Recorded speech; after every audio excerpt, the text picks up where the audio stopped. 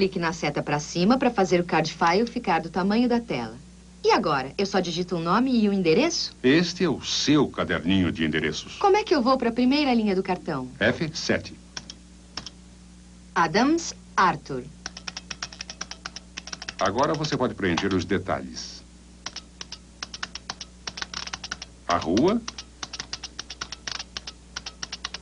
a cidade, o país. Eu sempre marco as pessoas como vendedores, clientes, candidatos ou o que for. Com este card file, será que posso puxar apenas os vendedores? É claro que pode. Vamos fingir que você já digitou um monte de fichas no computador. Você pode folheá-las pressionando a tecla Page Down. Depois, Control Home para voltar ao início.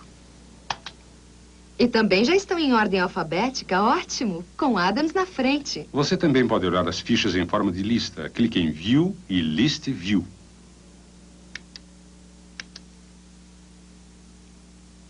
E a lista também está em ordem alfabética. Um clique em View Card para voltar. Se você quiser ver uma determinada ficha, basta um clique nela.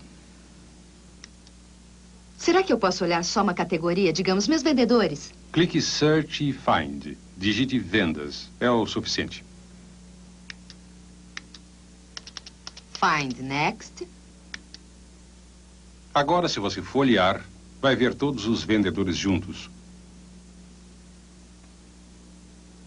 Ou poderia ver apenas os que vivem no Canadá. Isso é o que eu chamo de uma base de dados. Mais ou menos. Não é um programa de base de dados mesmo. Tudo bem, mestre. Mostre uma verdadeira. Há uma terminologia que precisamos aprender primeiro.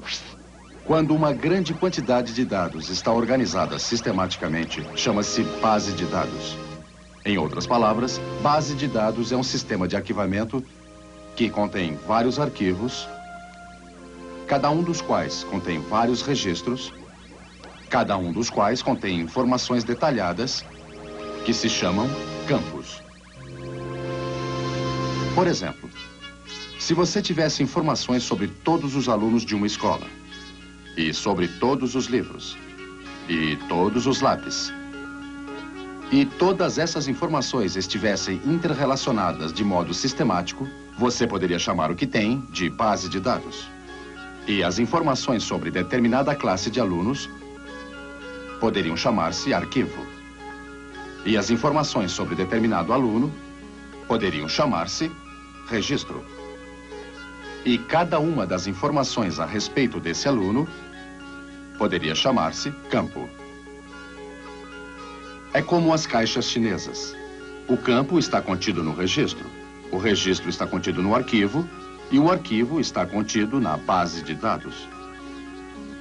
Então, isso tudo é uma base de dados. O arquivo é o conjunto de fichas, o registro é o conteúdo de uma ficha. E os campos são cada item da ficha, nome, endereço, telefone, etc. Vitória, está certo.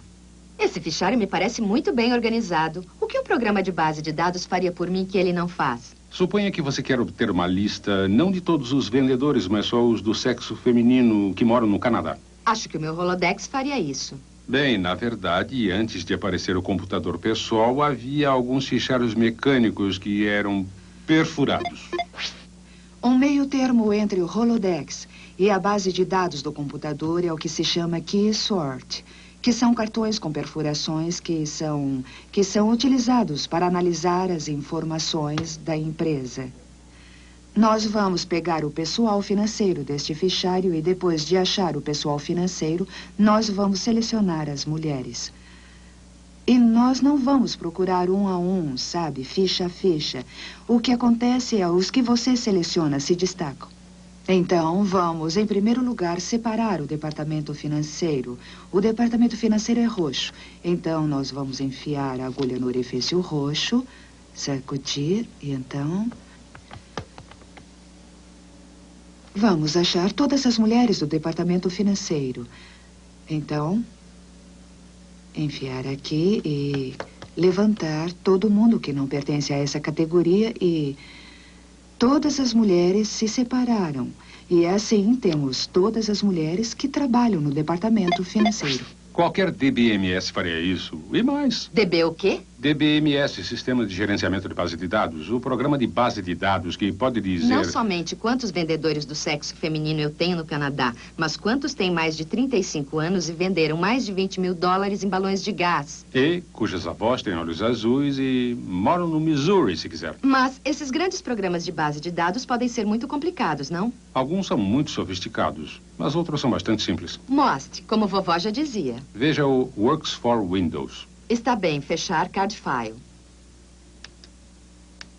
E clique o ícone do Microsoft Works.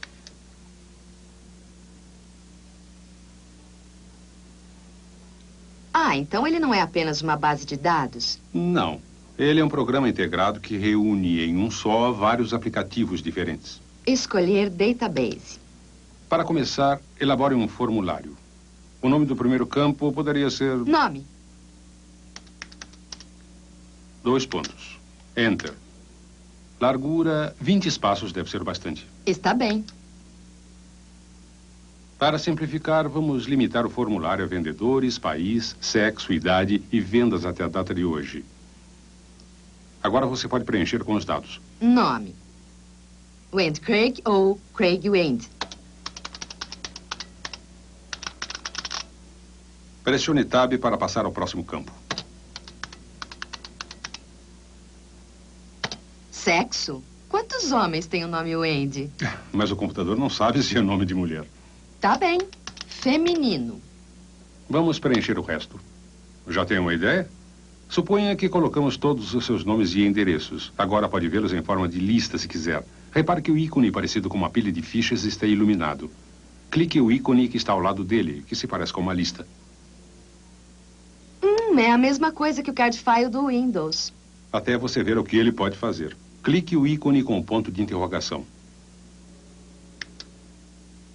Agora você está na modalidade de consulta e pode fazer uma indexação. Ao lado de país, digite Canadá. Ao lado de sexo, digite... Masculino. Ah, pensei que ia indexar as mulheres. 1,80 m, ombros largos, cabelos pretos. Ah, vai cuidar da sua vida. Mais de 35 anos, como eu faço isso? O sinal maior que, o V virado para a direita na última fileira do teclado.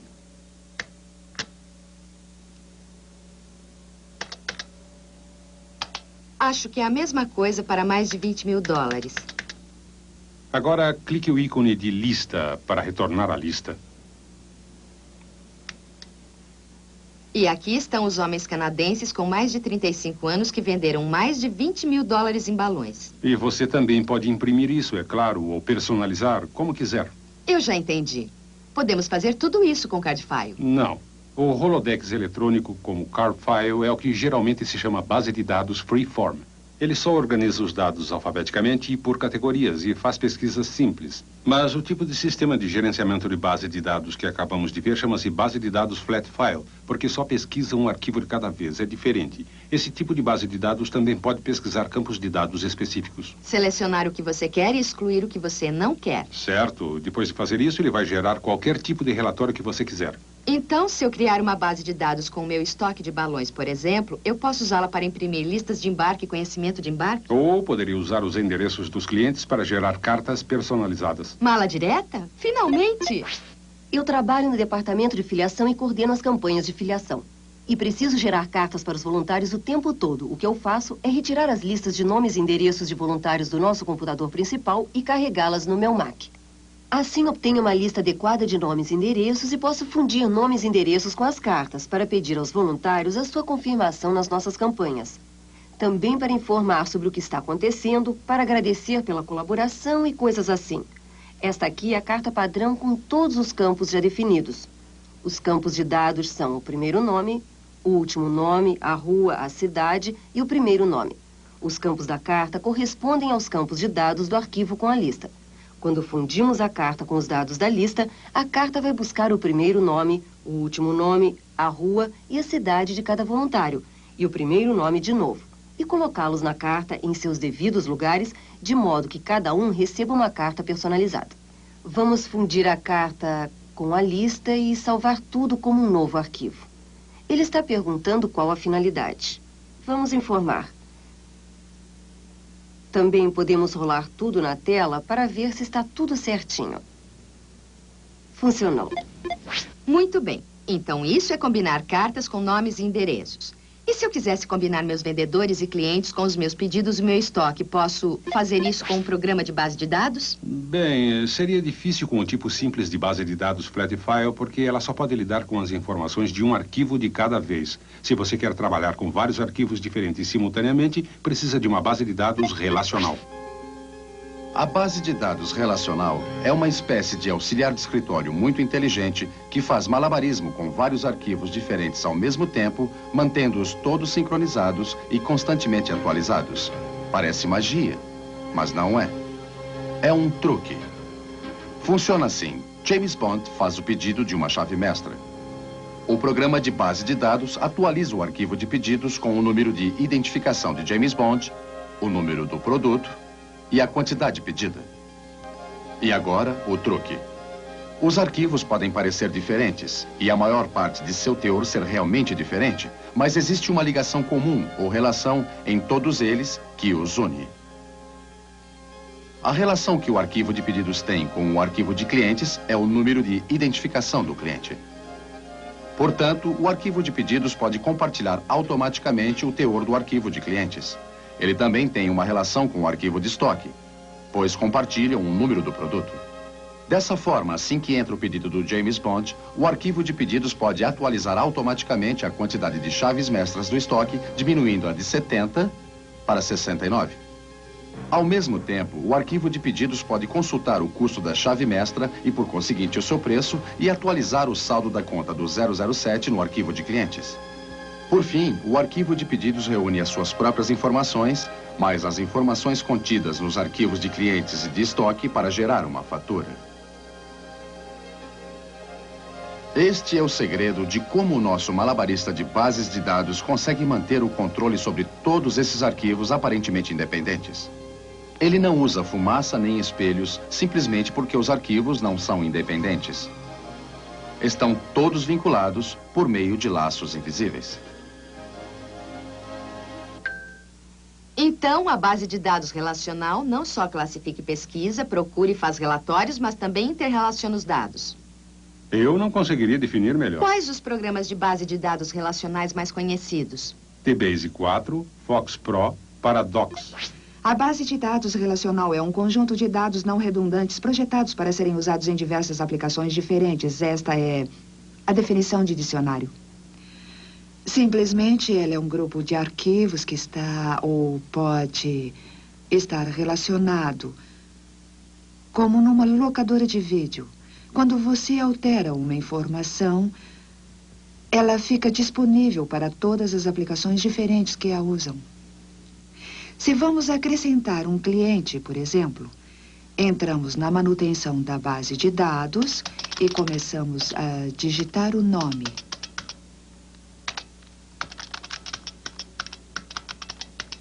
Depois dizemos execute.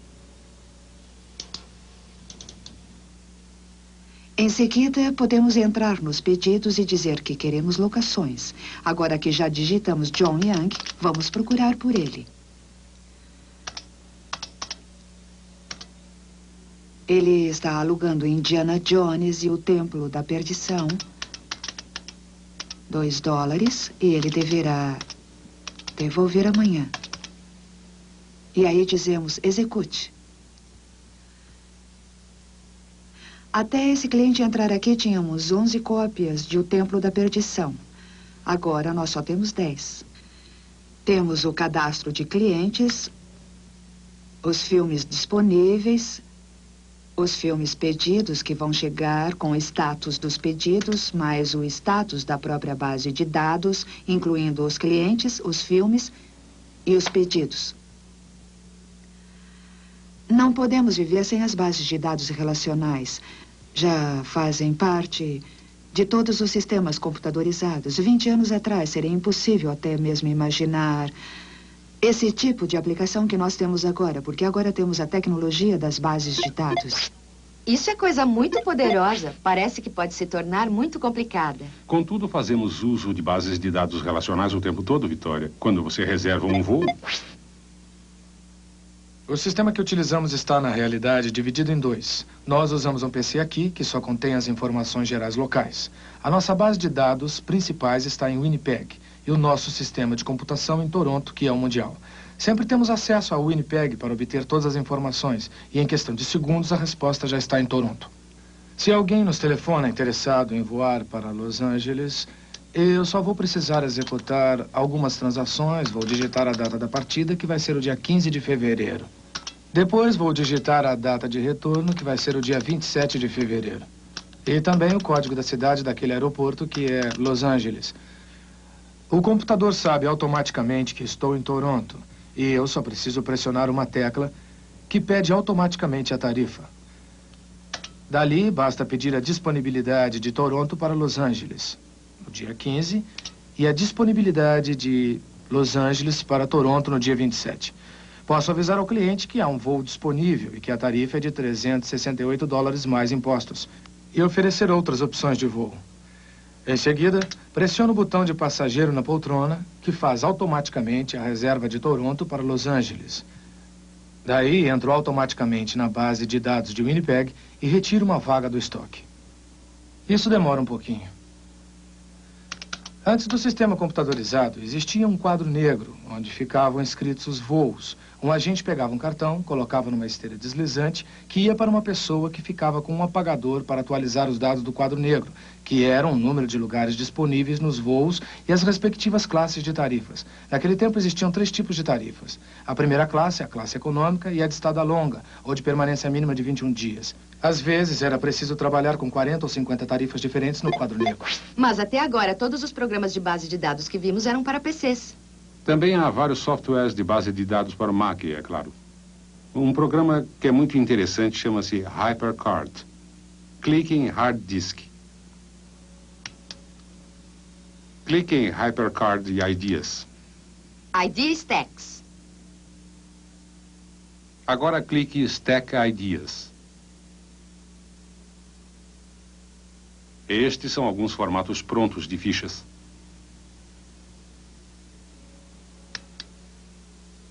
Existem dezenas de formatos diferentes para uma série de aplicações. Vou dar uma olhada no estoque de vinhos. Também tem um menu, uma lista de compras, formulário de pedido, uma biblioteca, uma agenda. É impressionante. Mas fora os gráficos bonitos, o que isso faria por mim que nenhum outro fichário eletrônico poderia fazer? Vá para a tela Home do HyperCard. A maneira mais rápida é reter a tela Command. Ela aparece um quadrado com orelhas e pressionar a H. Pressione a tecla da seta para a esquerda. Ah, esse negócio tem mais coisas que eu não tinha visto. Selecione Authoring. Eu vou me tornar uma programadora? Chegou seu grande momento. Abra o menu File e escolha OpenStack.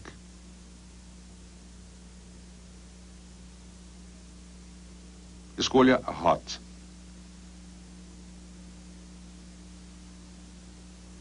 Este é um índice que começamos a preparar para você. Também colocamos algumas fichas simples. Para vê-las, use as setas para a direita e para a esquerda. O HyperCard é uma espécie de filho do Windows na base do faça você mesmo. Você pode criar suas próprias janelinhas e programá-las para fazer diversas coisas quando você clicar nelas. Então, o que eu vou programar? Você vai programar as próprias janelas, ou pelo menos uma delas. Assim, quando você der um clique nela, ela vai levá-la ao conjunto de fichas correspondente. Vou te mostrar. Clique em Tools. Arraste o menu Tools para baixo para que ele se solte do menu lá no alto. Parece um programa de desenho. Foi assim que fizemos as janelinhas da tela. Também já programamos a maioria delas para você. Dê um clique em Prospects para ver. Agora, para voltar ao índice, dê um clique em Table of Contents.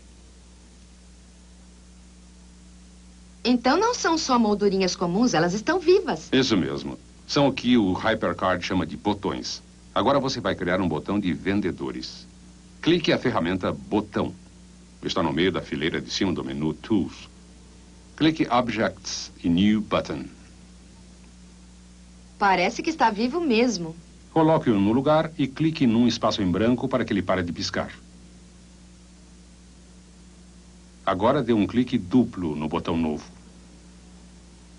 Nome do botão: Vendedores. Clique em Link to. Qual ficha? Use a tecla de seta para obter o indexador de vendedores. Agora clique Discard. E no dedinho apontando da caixa de ferramentas. Agora eu dou um clique em Vendedores e para voltar ao índice, um clique aqui. Já entendi. Com esse negócio de botões vivos, posso fazer uma espécie de base de dados interativa de múltipla escolha. E é assim que todos os tipos de dados são organizados hoje em dia, de dicionários a enciclopédias. Existe uma nesse PC. The Concise Columbia Encyclopedia. E ela vem em uma versão do Microsoft Word for Windows que integra o programa com uma biblioteca de consulta multimídia. Está bem. Vou consultar automóvel. Um clique em Search, digitar automóvel e Search de novo. 247 verbetes sobre automóveis? Vou escolher simplesmente automóvel.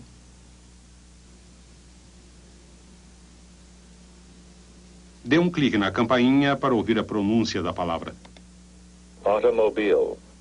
É claro que o computador precisa estar equipado com áudio para isso, certo? Certo, mas está vendo, Vitória? Agora você tem umas caixinhas acústicas. Ah, e tudo tem referência cruzada. Vou clicar em Internal Combustion Engine. Role um pouco para baixo, que você vai ver um painel de controle para animar o desenho. Clique o botão Play.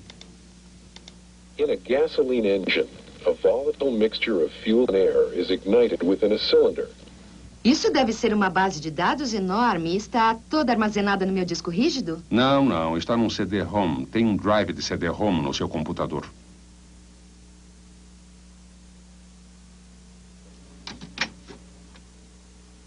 CD-ROM. Onde eu ouvi isso antes?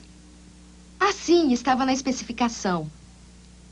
Memória só para leitura em compact disc, igual a um CD comum. Não podemos gravar nada nele. Não, mas ele tem uma capacidade enorme de memória, o equivalente a centenas de disquetes. Então, este é mais um tipo de memória? Num certo sentido, sim. Um tipo de memória de armazenamento, mas geralmente capacidade de armazenamento. Então, tem uma memória RAM, capacidade de armazenamento no disco rígido, capacidade de armazenamento no disquete e agora também capacidade de armazenamento no CD-ROM. Isso é tudo? Ainda não. Ainda existe a memória cache. Eu sabia que tinha um cache em algum lugar. Explica esse negócio de memória para mim, por favor, Billy. Se você imaginar o sistema de uma biblioteca pública na forma de uma pirâmide, pode fazer uma ideia de como os diversos tipos de memória do computador estão organizados. No topo da pirâmide fica um bibliotecário inteligente mais minúsculo, a CPU, com uma pequenina memória ROM embutida que contém apenas informações suficientes para manter o sistema funcionando, mas que pode emitir essas informações à velocidade de um raio. Capacidade média dessa memória da CPU, 200 bytes. Um andar abaixo, no salão principal da biblioteca, há muito mais informações, mas essas informações são um pouquinho mais demoradas de se obter. É a memória RAM do computador. Capacidade média, 2 megabytes. Abaixo do salão principal está o depósito. Um cofre enorme de informações cujo acesso é muito mais lento. É o disco rígido do computador. Capacidade média, 80 megabytes. Abaixo dele há uma rodovia onde trafegam caminhões de informações em número praticamente infinito, mas de acesso ainda mais lento. São os disquetes do computador. Capacidade média, 1,44 megabytes, mas em quantidade quase infinita. Na base de toda a estrutura está a biblioteca central, vastíssima, porém a de acesso mais lento. Os discos de CD-ROM do computador. Capacidade média, 650 megabytes cada. Como acessório opcional, esse sistema de biblioteca eletrônica também pode contar com uma pequena reserva de informações frequentemente utilizadas que o bibliotecário guarda debaixo da mesa. É uma coleção limitada, mas o acesso a ela é bem veloz. É a memória cache do computador. Capacidade média, 64 kilobytes, que evita que o bibliotecário faça muitas viagens à biblioteca principal, dando um grande impulso a todo o sistema. Portanto, a pirâmide da memória vai de bem pequena, mas muito veloz no ápice, a muito grande, mas muito lenta na base. A pequenina e ágil memória cache é capaz de acelerar todo o processo de tal forma que se torna possível dizer que é uma poupança no banco. Eu já sei como organizar todos os meus dados. Agora eu preciso saber como manter contato com todo mundo. Então pode esperar para ouvir o que vou contar no próximo programa, certo? Sobre comunicação no computador, modems, bulletin boards, redes de área local e correio eletrônico. Eu sou Billy Van. E eu sou Victoria Stockel.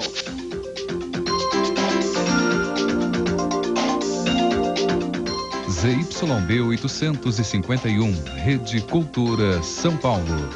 Os diversos tipos de comunicação entre os computadores são os assuntos do 5º programa da série Bits e Bytes. Próximo sábado, 9h30 da manhã. Assista agora o Professor.